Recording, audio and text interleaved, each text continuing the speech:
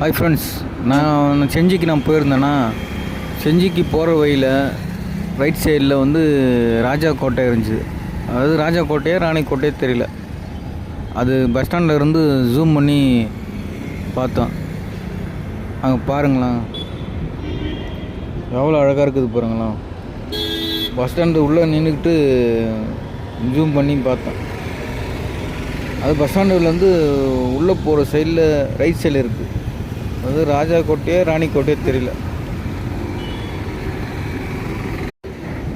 Hi friends, செஞ்சிக்கு போயிருந்தேன்னா, செஞ்சிக்கு போகிற வழியில் right சைடில் வந்து ராஜா கோட்டை இருந்துச்சு. அதாவது ராஜா கோட்டையே ராணி கோட்டையே தெரியல. அது பஸ் ஸ்டாண்டில் இருந்து ஜூம் பண்ணி பார்த்தோம்.